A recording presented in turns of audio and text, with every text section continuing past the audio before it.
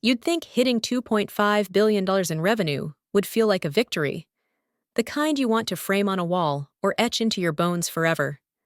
The kind of day where the office roars with energy, where everyone is floating on some corporate high, carried on the scent of catered sushi and overpriced champagne.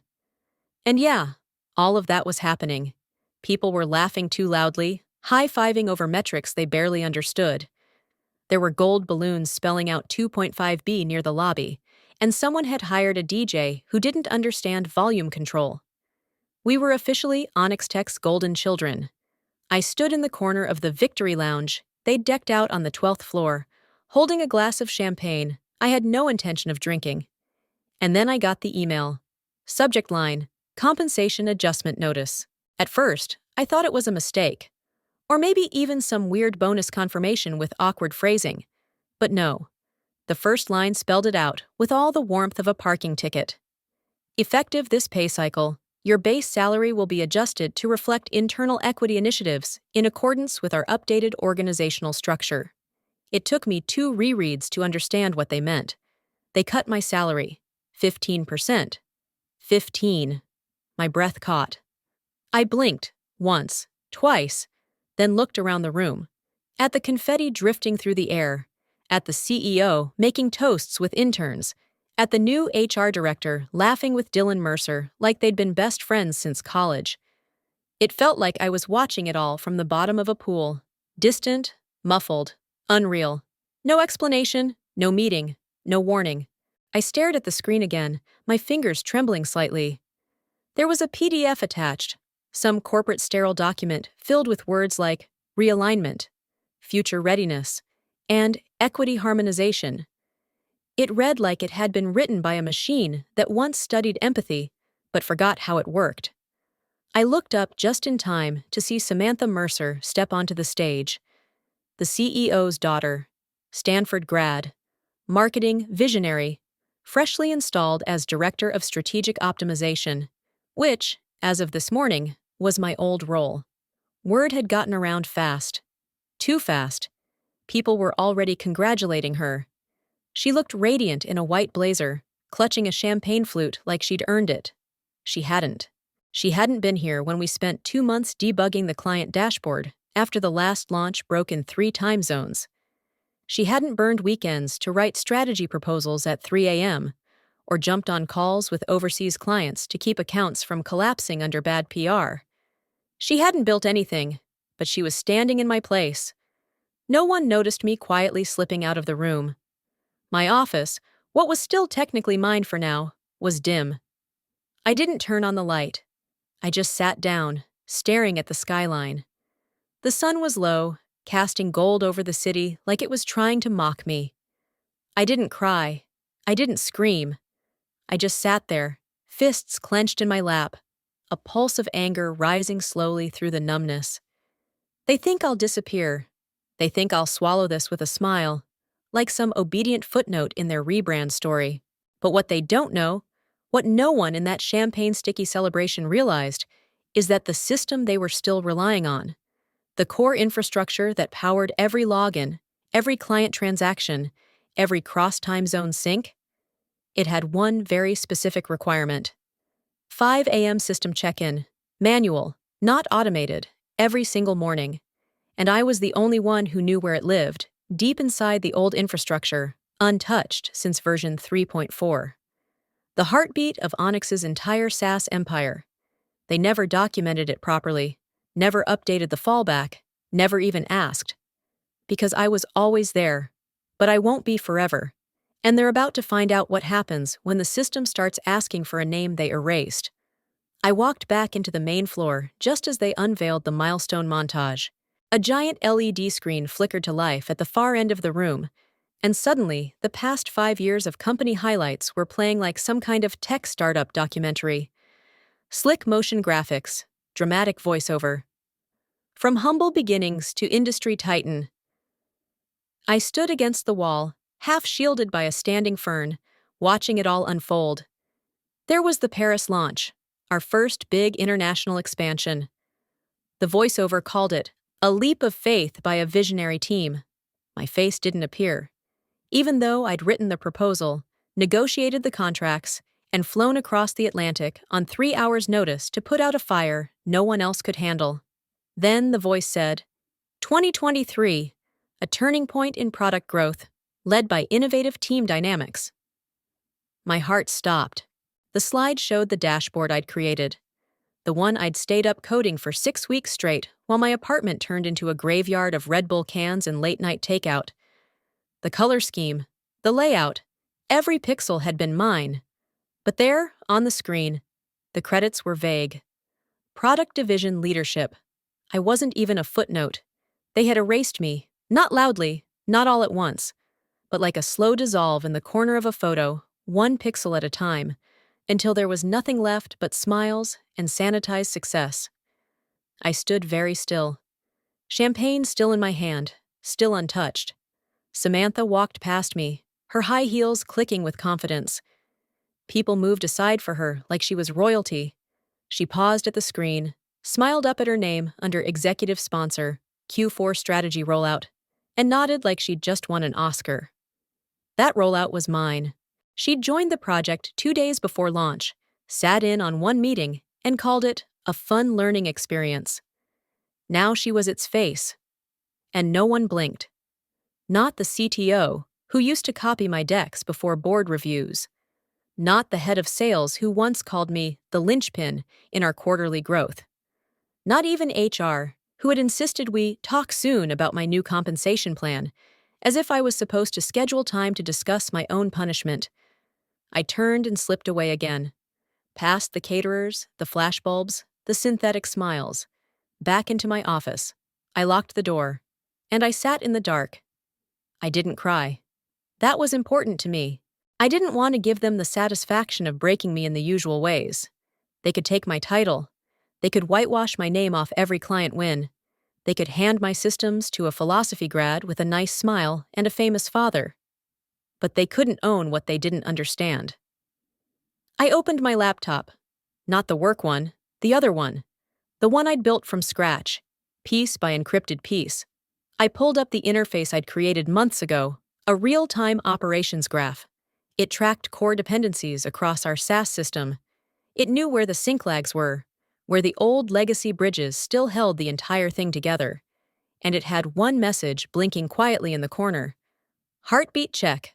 Scheduled 5 a.m. Admin override required. It was mine. Still mine. And here's the thing they never taught in business school, or wherever they found half the new executive team. When you bury someone's name, you better be damn sure they're dead. Because if not, they become a ghost. And ghosts don't forget. The calendar invite landed at exactly 3:17 p.m., like a carefully timed dagger. Subject: Role Evolution Discussion. Let's align. Location: Serenity Room, 11th floor. Attendees: Rihanna Hart, Lena Green.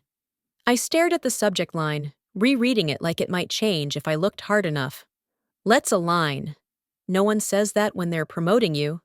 The Serenity Room was one of those HR-designed sanctuaries with faux greenery and soft chairs that made you feel like maybe you weren't being quietly phased out. Calming light, muted beige tones, corporate euthanasia. I walked in 3 minutes early. Lena was already there, a folder on the table and her iPad screen glowing. She stood as if we were old friends reuniting over coffee, not about to dissect the slow death of my career.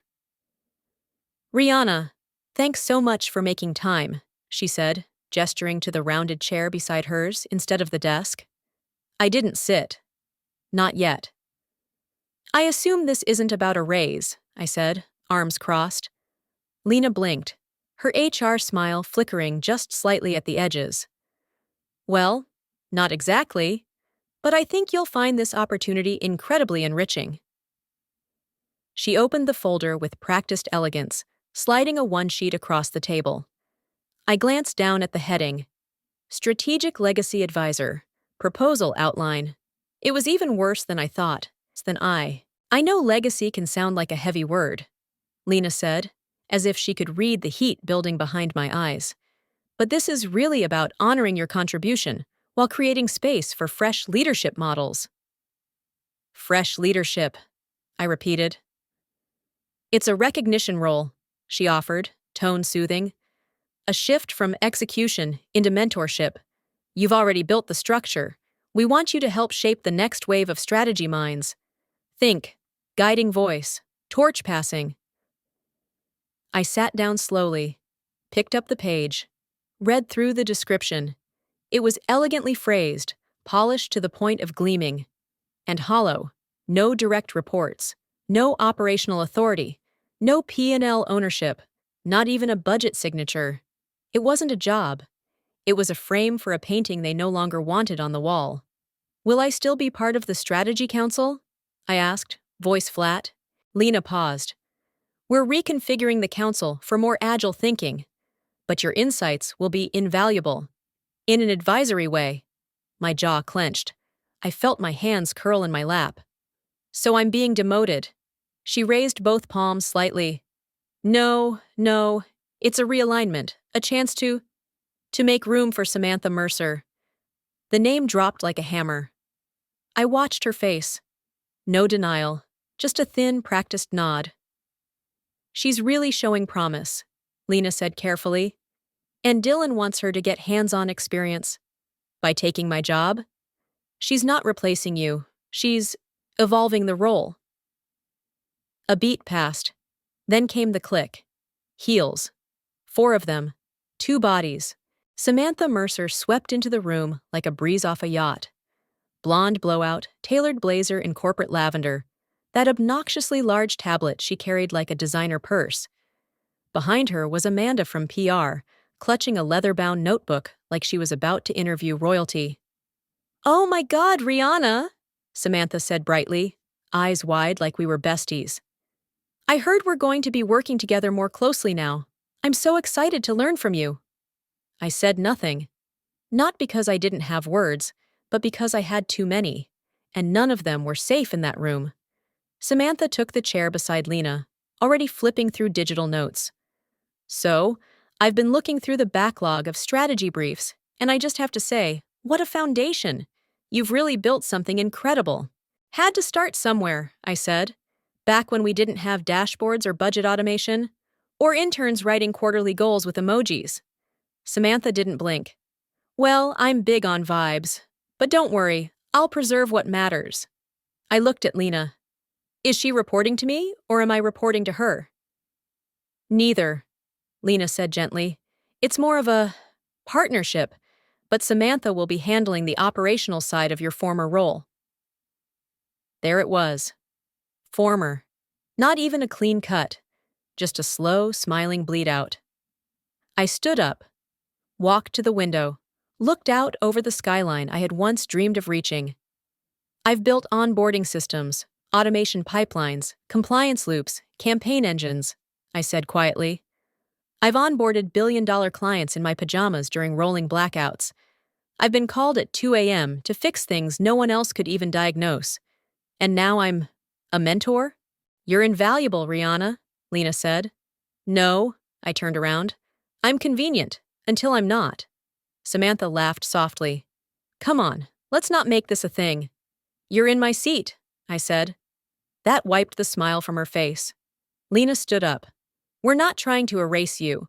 We're trying to honor you. This is a transition, not a departure." "Then why does it feel like a eulogy?" No one answered.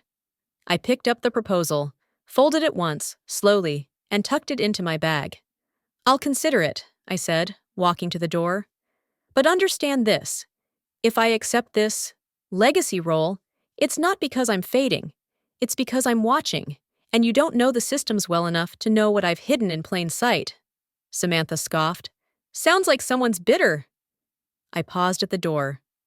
Not bitter, patient. I didn't turn on the lights when I got home. I needed the dark. I needed the stillness. My apartment, usually just a place to sleep between 14-hour days, suddenly felt like a vault. Every breath echoed in the silence, like a reminder that, out there, they were already celebrating my disappearance. But I hadn't vanished. Not yet.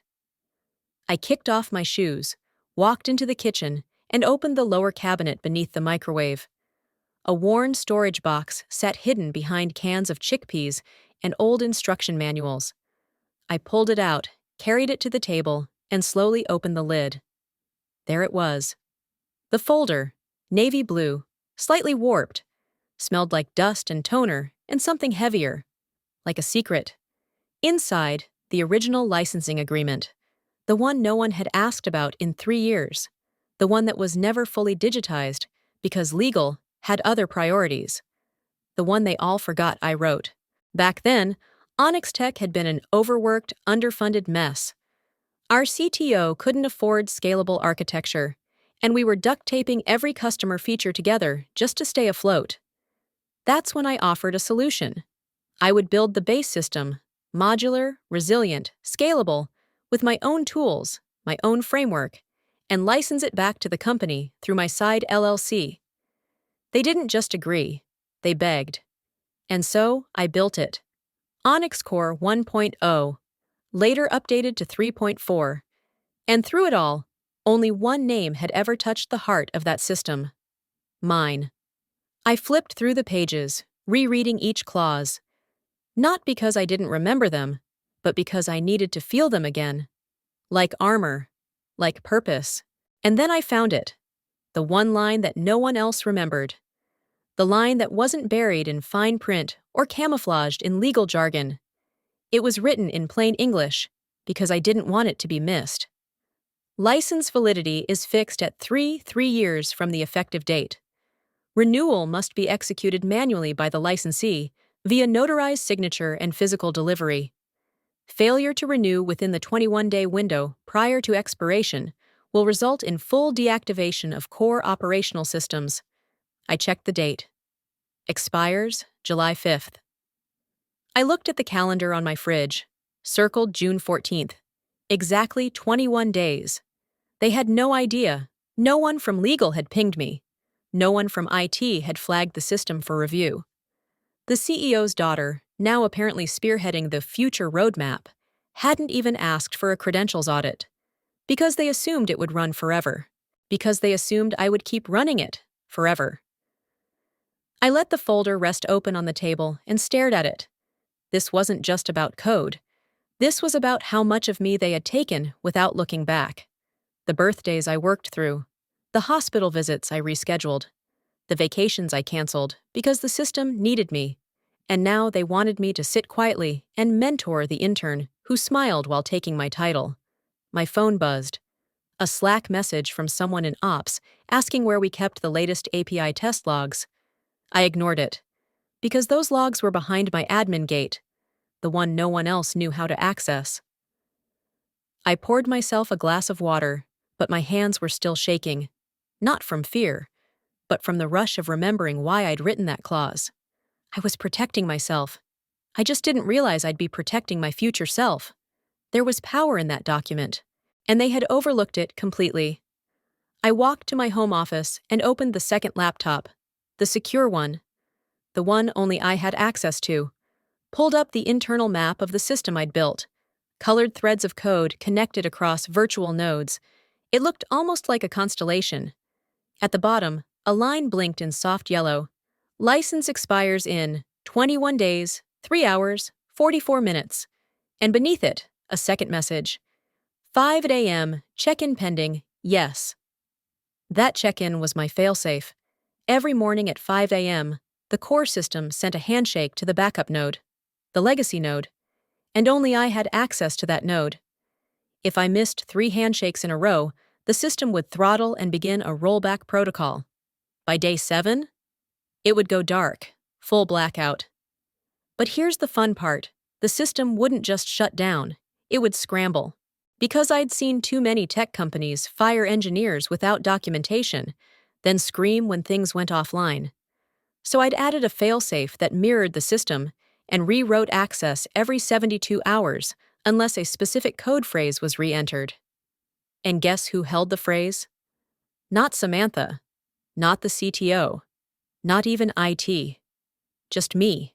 I closed the laptop, picked up the folder, sat with it on my lap like it was a warm weapon. They'd forgotten I existed. But on July 5th at 5 a.m., the system wouldn't forget. And in that moment, when the dashboards failed, the client screamed, and the CEO blinked into the void, Someone would whisper my name like a prayer they thought they'd never need again. And I wouldn't answer. Not at first. I didn't want them to burn. That's what people always assume, isn't it? That when you're betrayed, overlooked, replaced, you dream of fire, of revenge, of watching them fall. But that wasn't what I wanted. I didn't want a dramatic explosion. No hacking, no accidental data wipes, no loud spectacle of chaos to mark my exit. No, what I wanted was silence. A slow, deliberate fading, the kind that feels like forgetting until the moment it becomes remembering. Too late. I would not give them fire. I would give them absence. It began, as most endings do, invisibly. At 4:06 a.m., long before most of them were awake, I logged in from my backup terminal. Not the company-issued laptop. My own machine, the one with biometric encryption and no remote wipe installed by the IT department. I accessed the admin console not through the usual portal, but through a diagnostic tunnel, one I had built myself, never documented, and hidden beneath a sandbox directory disguised as a deprecated UI test. That tunnel led directly to the pulse of the system, and from there, I began to disappear. First, the non-essential pingback services. These were background checks, heartbeat verifications for subsidiary nodes that no one had maintained properly in years. I disabled them, not deleted, not sabotaged, just turned them off, like flipping a light switch in a room no one used. Second, the internal report scheduler. Every morning, the executive team received a data-rich visualization of user engagement, churn forecasts, and conversion rates by sector. I adjusted the job queue to run 38 minutes late. Not enough to break workflows, just enough to make someone nervous. It worked. By lunchtime, Slack channels were buzzing. Why's the Q2 report not populating the dash? Did we change the BI pipeline config? Anyone know if DevOps updated the node pathing? I watched the conversation spiral from my quiet apartment, sipping black coffee and typing nothing. They weren't panicking, not yet, because I hadn't touched anything they noticed, not directly, but I had started unplugging cables in a house they no longer knew how to wire. Each morning, I removed a little more. I rerouted one legacy API endpoint through an inactive instance, causing minor timeout errors in mobile logins. Then, I redirected customer profile images through an outdated CDN, which hadn't been refreshed since 2021, slowing the platform load time by 0.7 seconds. That delay alone triggered a furious thread from the head of UX. "Samantha, can we get infra to prioritize this? Clients are noticing." Samantha forwarded the message to me with a cheery note. "Could you look into this when you get a sec? You know the old CDN stuff best." I stared at the smiley face, the artificial chirp of it, and felt nothing. Not rage, not sadness, just resolve. I replied simply, "Sure, I'll take a look." And then I didn't. That same day, I pulled the next thread. The real one. The silent one.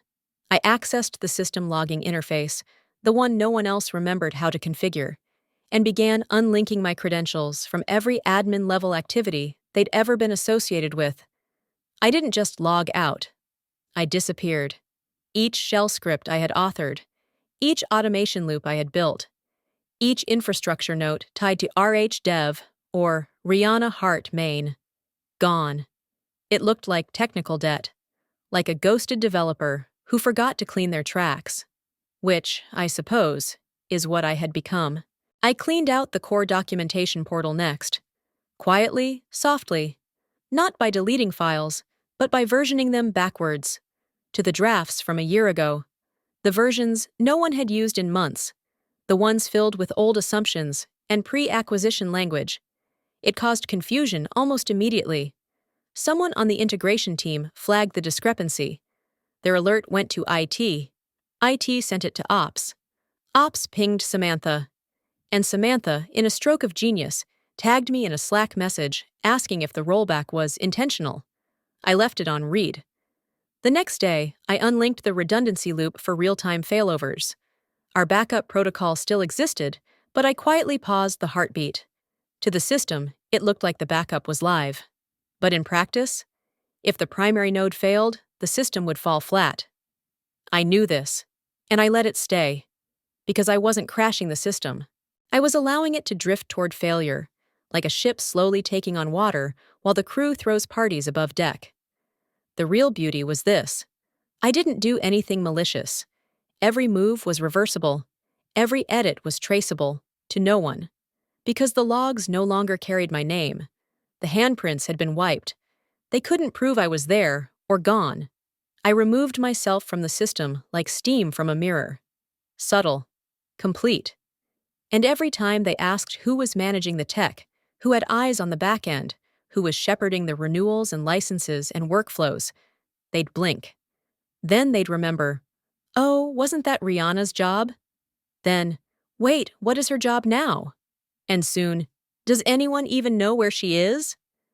But by the time they asked those questions, it would be too late.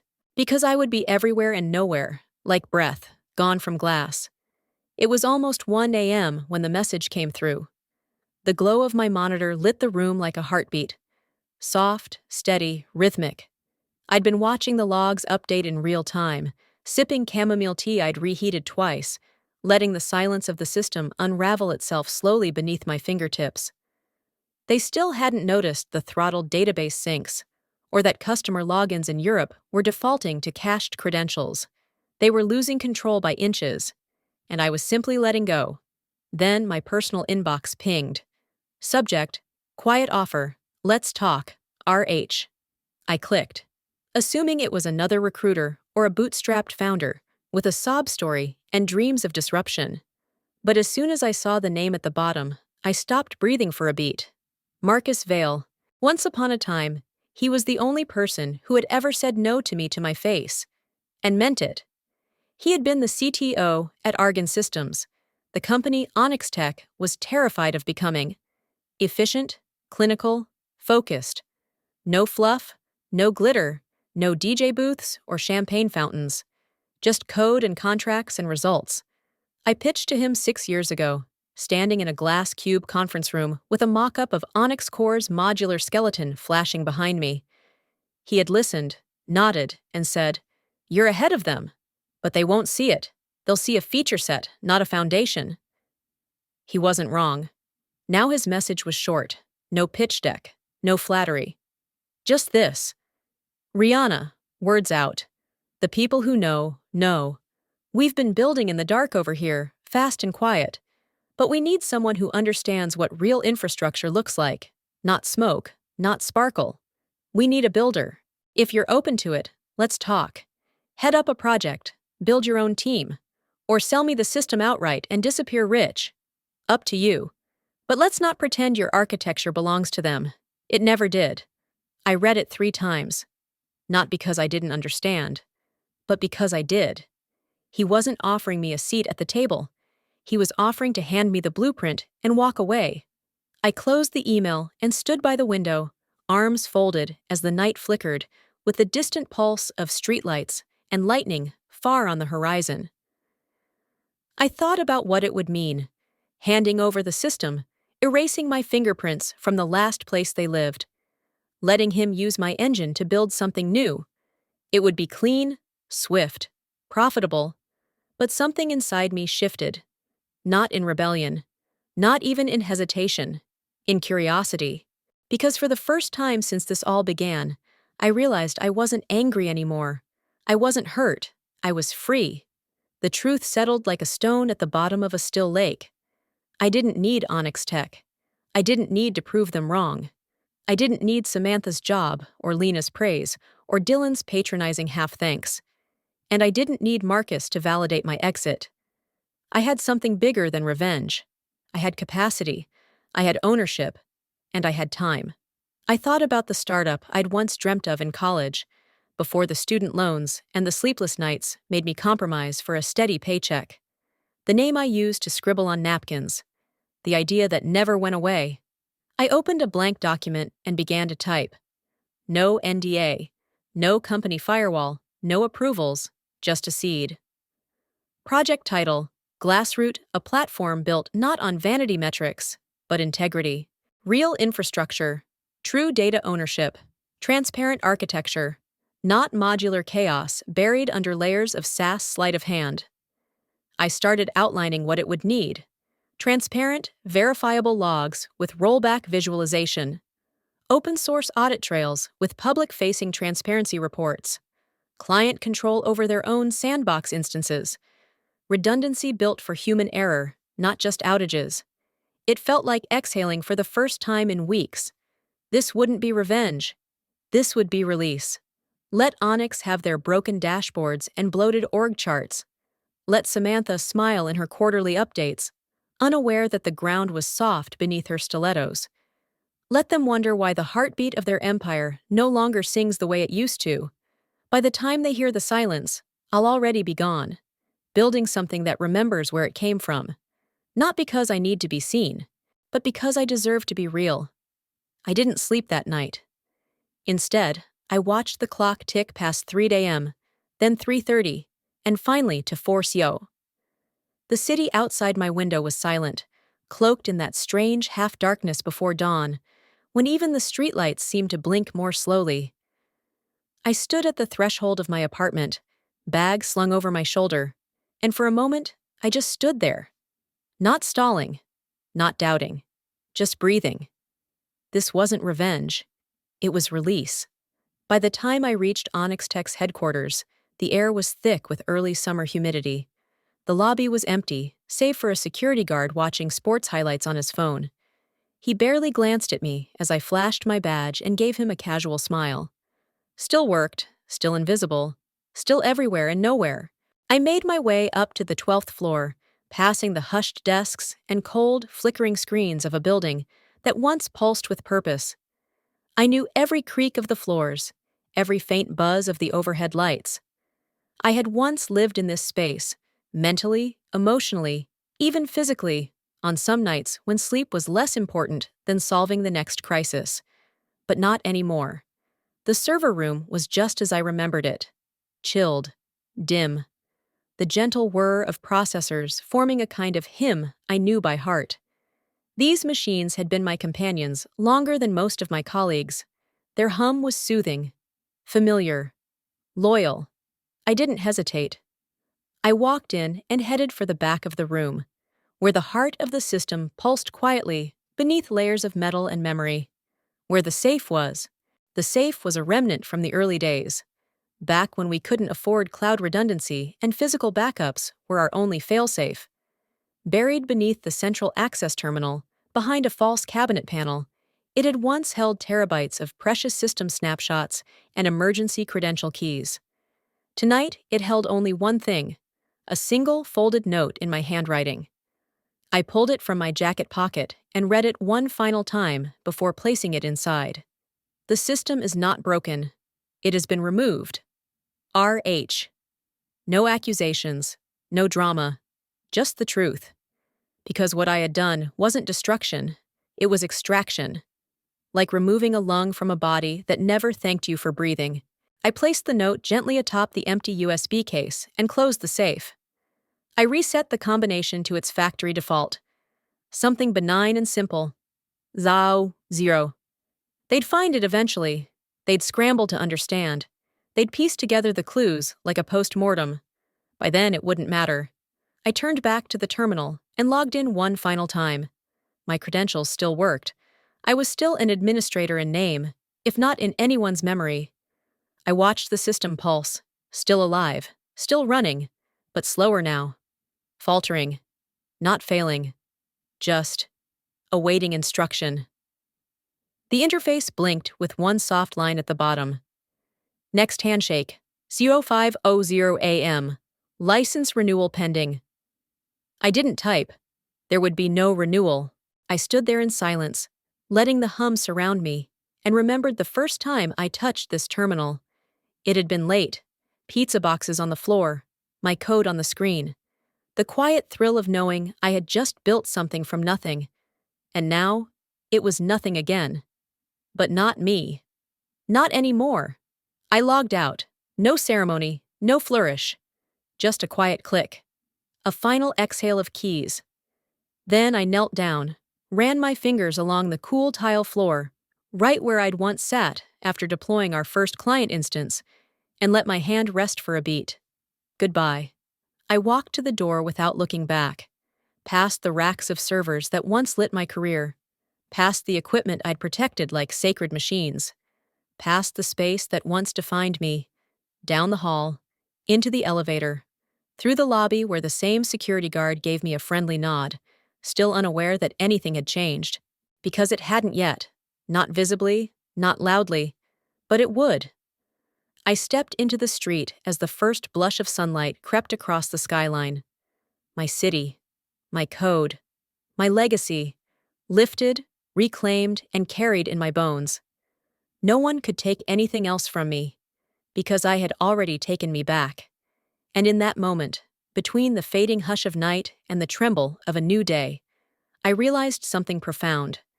I wasn't walking away. I was walking forward. It started with a delay. 5:03 a.m. EST, July 5th. An auto-generated alert pinged the Level 1 support dashboard. Client access failure, North Europe node.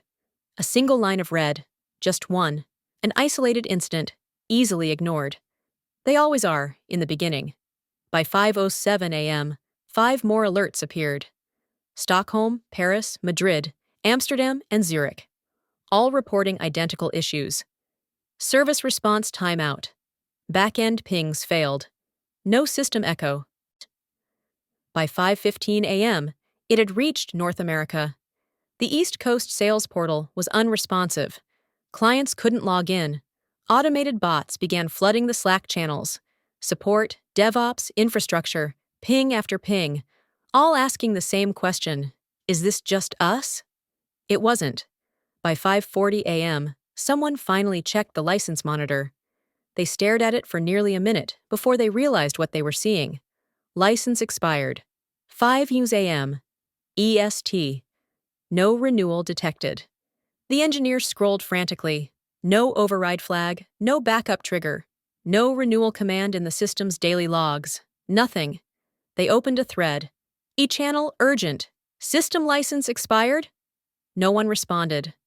Because no one knew what that even meant. By 6 a.m., customers were calling. Some polite, some furious, some already forwarding screenshots to the press. The system wasn't just slow, it was gone. No access, no dashboards, no error recovery. Just blank portals and panicked business clients watching their customer data evaporate. At 6:30, Dylan, the CEO, arrived. His shirt was half-buttoned, his face red, his voice already shaking. Why the hell is everyone in here like it's a war zone? The silence that met him was damning. Someone finally said it. The system's down, globally, no access, no failover. We don't know why. A pause, then another voice, quieter. The contract, the infrastructure license, it wasn't renewed. Dylan blinked. What license? The CTO stepped in. He looked pale. Rihanna's system, Onyx Core. The base architecture is licensed. It's not proprietary. It's technically her LLC's code. You're telling me we're running our company on leased software we don't control? No one spoke. Because yes, that's exactly what they were doing. At 7 a.m., Europe woke up screaming. Twitter exploded. LinkedIn posts from major enterprise clients surfaced, vague but damning. Having trouble accessing Onyx Tech this morning. Anyone else? Screenshots spread like wildfire. Investors noticed. Stock alerts hit phones. By 8 a.m., Onyx Tech's valuation was down 9%. By 9 a.m., it was 14%. By noon, the press releases started. The PR team scrambled to craft technical maintenance statements. But no one was buying it. Not with the system down for over 6 hours and no timeline for restoration. Then someone said her name. Not with anger. Not even with blame. With disbelief. Wasn't this Rihanna's domain? A pause. And then, did anyone talk to her? No one had. No one could. Her accounts were gone. Her email bounced. Her LinkedIn was updated with nothing but a cryptic tagline. Builder, not caretaker. The CTO tried calling her old number. Disconnected. Samantha, looking as if she'd aged 10 years in 4 hours, scrolled through old messages, and found a Slack post from 7 months ago. Rihanna had warned that the license required manual renewal, that it was bound to her personally, that there was no automated backup. Samantha had reacted with a laughing emoji. She was crying now. Across the company, engineers scrambled to resurrect documentation Rihanna had written, most of it outdated, untracked, or erased in optimization initiatives. They searched codebases, access logs, even hard drives. But the truth hit them slowly, then all at once. Rihanna hadn't just built the system. She was the system. Every script, every heartbeat, every failover path had carried her fingerprints until she removed them. And now she was gone. Not just absent, removed. At 2:30 p.m., a junior engineer opened a maintenance cabinet behind the old server bank and found a small gray safe. Inside was a note, handwritten. No flourish. Just calm, deliberate ink. The system is not broken. It has been removed. RH. The CTO stared at it for a long time. Dylan sat down in the war room and dropped his head into his hands. They hadn't just lost an employee. They hadn't just lost a critical asset. They had lost the foundation, the only person who had known how it all worked. The one they had sidelined, underpaid, erased from slide decks, and handed off to an intern with a smile. The irony was sharp enough to cut steel. They'd spent millions celebrating a milestone, only to realize they had built their empire on borrowed ground. And the owner had walked away. Quietly, entirely, forever. The conference hall was cold, not in temperature, but in anticipation. The kind of chill that hangs in the air right before lightning splits the sky. Rows of people filled the room, journalists with glowing MacBooks, VCs wearing sneakers that cost more than my first car, founders in hoodies pretending they weren't sweating through their back panels, and me, somewhere just beyond the curtain, breathing steady. Above the stage, a single word glowed. Glassroot. Beneath it, the tagline I'd written on a napkin at 2 a.m. while staring at a blank wall in my apartment, months ago. Transparent, resilient, yours.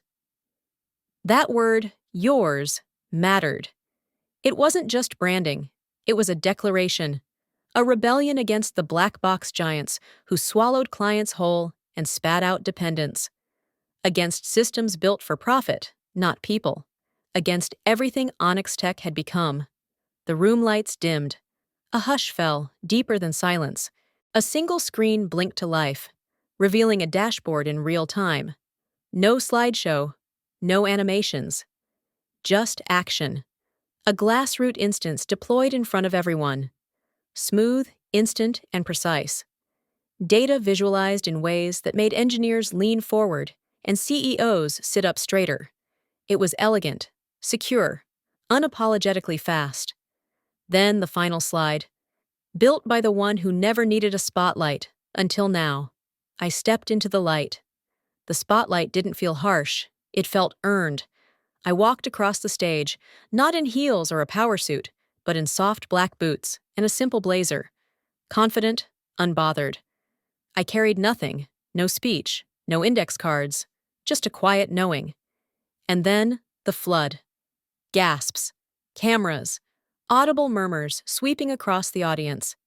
Is that? It's her. That's Rihanna Hart. She's the one who built Onyx Core. Oh my God, she was the system. The name Onyx hadn't crossed my lips in months, but now it rang like a ghost among the seats.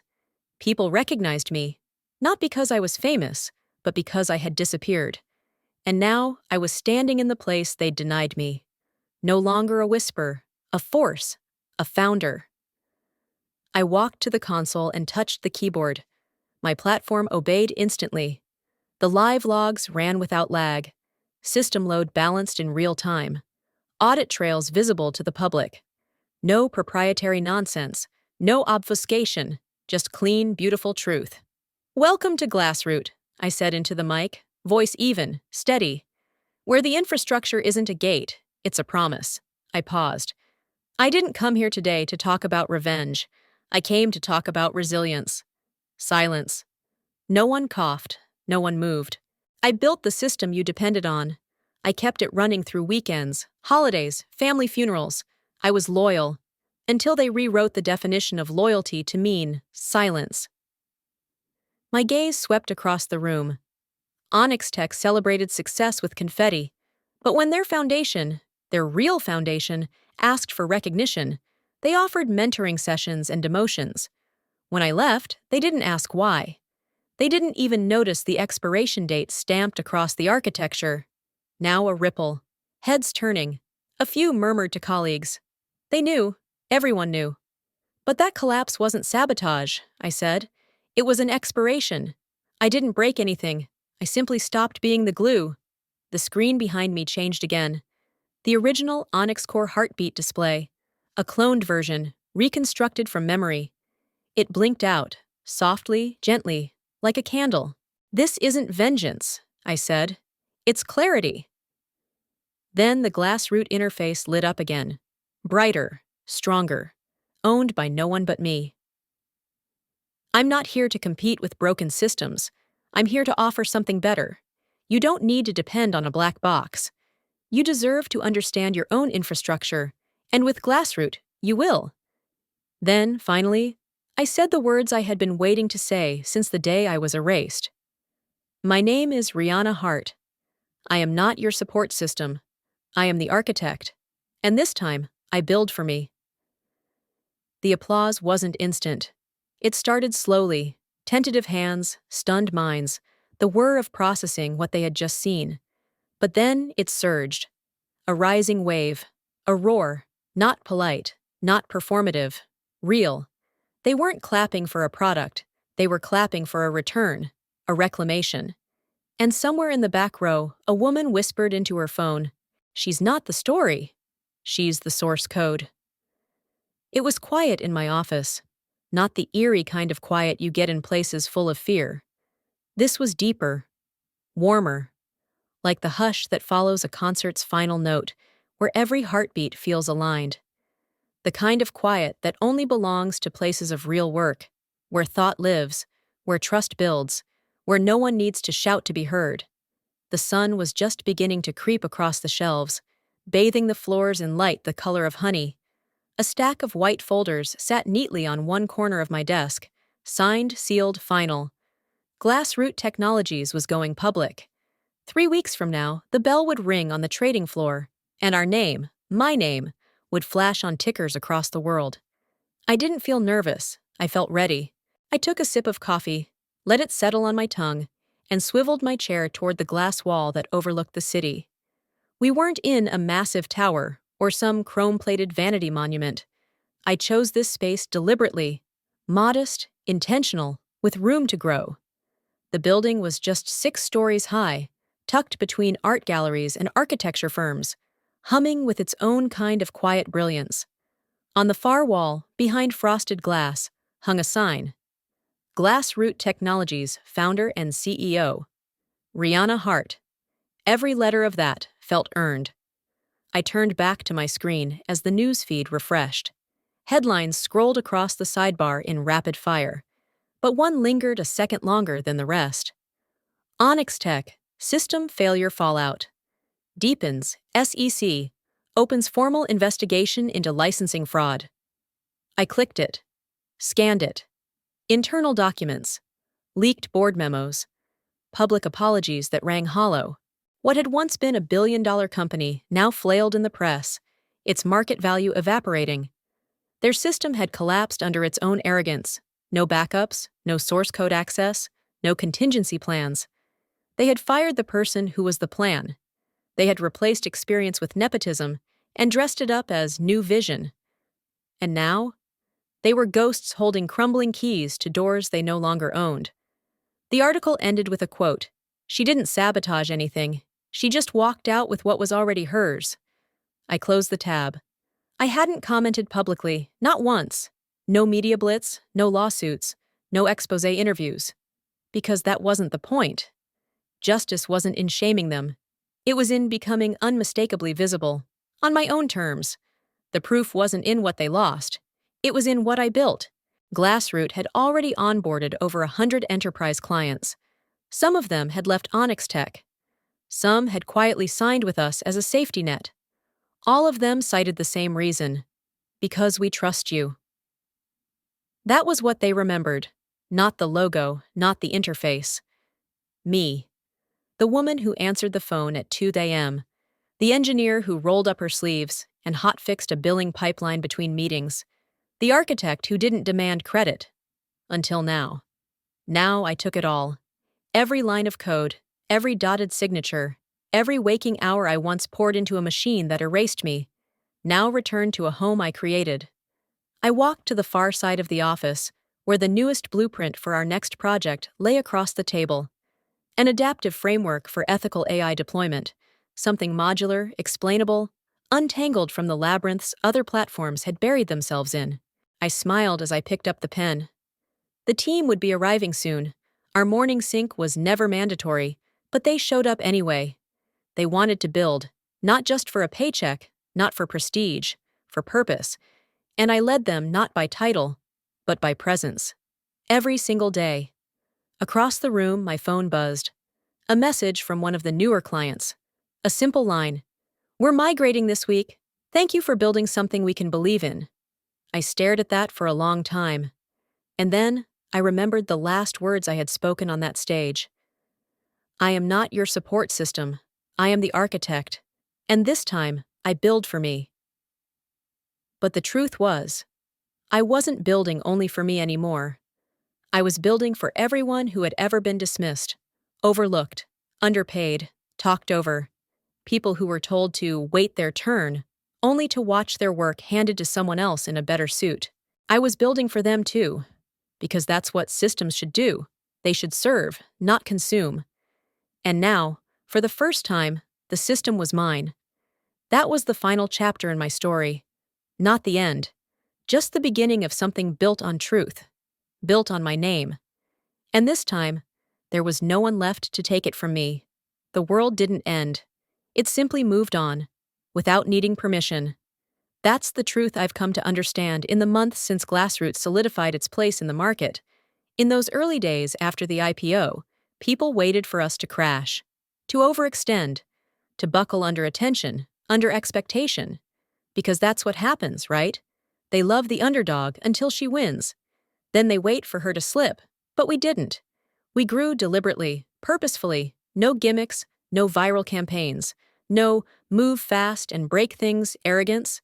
We didn't break anything. We just built. I spend most mornings in quiet, arriving early before the team. There's a calmness in the stillness of a company that works. No panic emails at 3 a.m. No fire drills because someone pushed to production without a rollback plan. Just rhythm, accountability, trust. When I walk through our workspace, I see teams collaborating across whiteboards, engineers laughing at inside jokes in the code, interns being mentored without condescension. Everyone knows why they're here. Everyone has skin in the game. Our culture isn't built on beanbags and pizza. It's built on clarity. Everyone here knows the story. Not just mine, but theirs. We talk openly about what it means to be overlooked, to be reduced, to be used, and what it takes to unlearn the lie that gratitude should be silent. They ask me sometimes, usually younger women in the hallways after meetings or during late-night build sessions, how I stayed quiet for so long. How did you let them get away with it for so long? And I tell them the truth. I didn't let them. I survived them. There's a difference. And now, I've outgrown them. Onyx Tech still stumbles in the dark. The headlines have faded, but the damage remains. They're under regulatory review. Multiple class actions. They've outsourced half their engineering team. The CEO stepped down in a strategic move dressed up as pursuing new ventures. The system they built on top of mine never recovered. They tried to patch it, tried to rebuild. But a building with no foundation eventually sags, no matter how pretty the paint is. I don't speak about them publicly. I don't need to. Because my life is no longer defined by the company that let me slip through the cracks. It's defined by the company I raised in their absence. Glassroot isn't flashy. It doesn't trend. But it endures. And in the tech world, endurance is revolution. Every month, we onboard more clients who say the same thing. We just want to trust our systems again. And they do, because our systems don't hide. Our processes aren't magic. Everything is documented, open, explainable. It's not a gimmick, it's a philosophy. You don't need to hide brilliance behind mystery. You just need to respect the people who use what you build. That's our foundation, and it holds. The rumors still surface sometimes. Threads online, podcasts, coffee shop gossip. She planned the whole thing. She walked out and left them to burn. She must have had insider info. She was lucky. Let them talk. It doesn't touch me anymore. Because while they speculate, we serve. While they dissect the past, we build the future. They're still shouting in rooms we left behind. And we've moved on. There's a photograph in the hallway just outside my office, black and white, intentionally understated. It shows the first ever Glassroot server going live. My hand is on the switch, half of my face blurred in motion. It's not staged. It's not even particularly flattering. But it's true. Below it, a plaque reads, "We didn't win because we shouted louder. We won because we listened, first to ourselves, then to the world." If you've read this far, I want to leave you with one thing. Not inspiration, not advice, just remembrance. Remember that systems are built by people. Remember that you are allowed to be the person behind the system. And if they take your name off the wall, build your own wall. Then write your name in steel. And don't apologize for the echo it leaves behind.